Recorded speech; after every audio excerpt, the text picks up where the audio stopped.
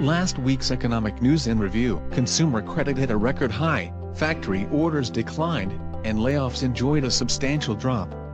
Consumer credit topped the $4 trillion mark for the first time, with borrowing growing 5% in December to hit $4.01 trillion, according to last week's report from the Federal Reserve.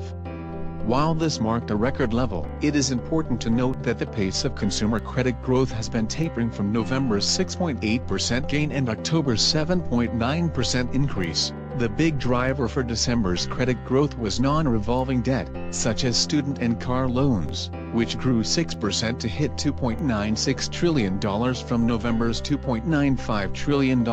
Revolving debt, such as credit cards, rose a more moderate 2% over November's $1.042 trillion to hit $1.044 trillion for December.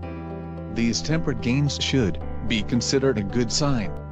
With solid employment numbers and increasing wages, we are seeing consumers feeling confident enough to leverage the credit options available to them. Factory orders. New orders from manufactured goods placed in November declined 0.6% to $499.2 billion, continuing a decline from September, the Census Bureau reported last week. Economists had expected a more moderate decline of 0.2% from October.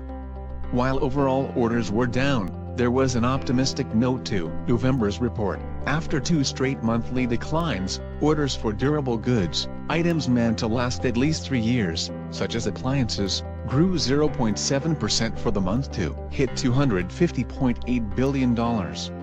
A large component of this increase was orders for transportation equipment, which grew 3% to $87 billion.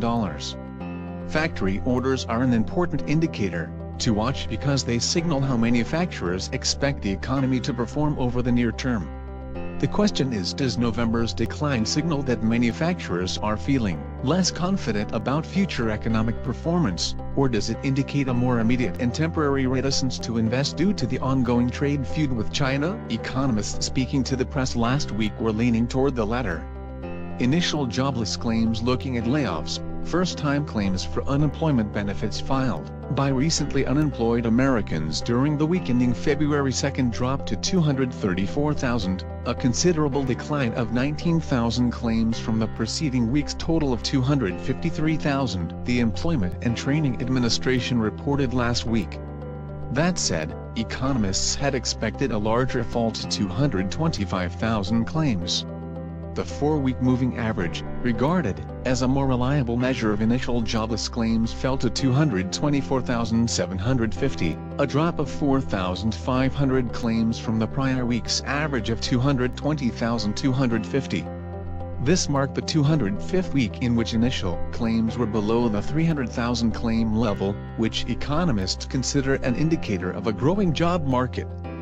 This week, we can expect, Wednesday, consumer prices for January from the Bureau of Labor Statistics.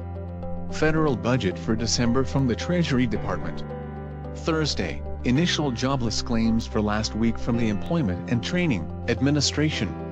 Retail sales for December and business inventories for November from the Census Bureau.